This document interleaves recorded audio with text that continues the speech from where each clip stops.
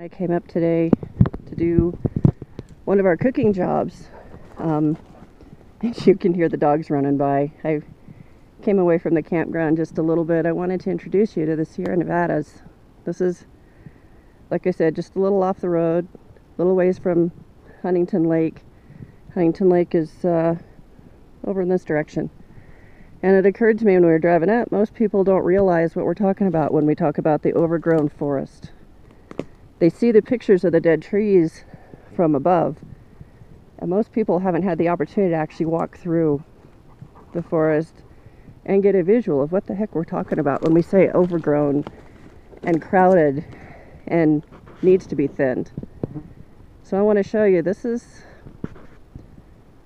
a campground area that used to be managed really well. This is what it's looking like now. And I'm going to take you for a little walk in our forest here. You can see a couple trees have gotten high enough to look healthy, and then you start looking at other trees and they're just so darn close together, they're suffering from competing for the water. They're suffering from the bark beetles jumping from limb to limb. I mean, they can't even get a good diameter growth because they're running into each other, literally. They're bending over when they grow because they just can't, they don't have any room. They don't have any room to grow. They don't have any room to be healthy.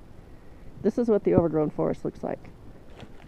And yeah, there's some good healthy big trees back there, but the little guys used to be thin. They used to be thin naturally by the low intensity fires that would come through and naturally thin out the weaker ones. And now we don't have anything. Now we've got this brush.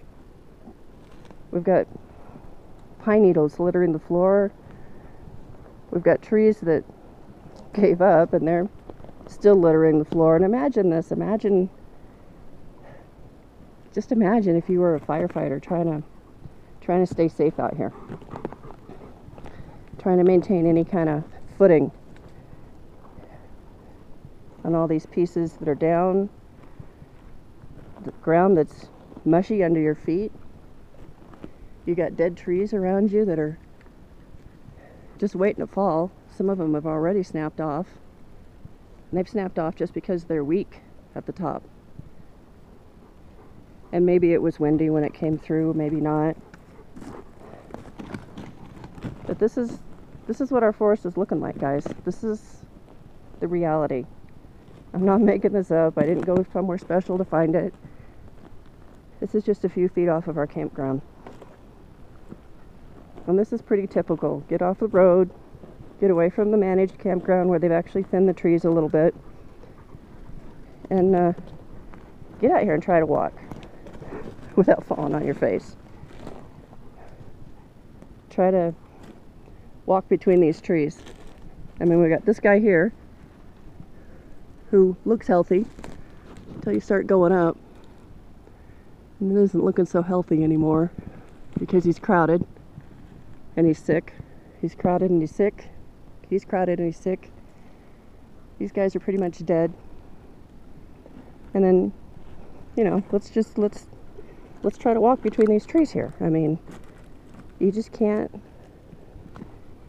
do it. You can't, you don't have room. You don't have any safe footing. And this is what we call tinderbox. This is what we call tree crowding.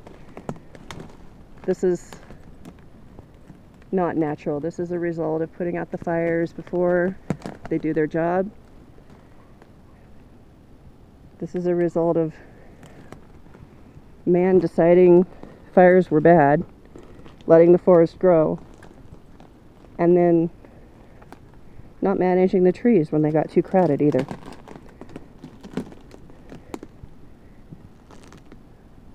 So this is what it looks like.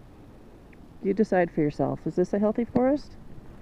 Or does this forest actually need help? And whose job is it to help it? Who let it get this way? And who's responsible for fixing it? We are. Every single darn one of us.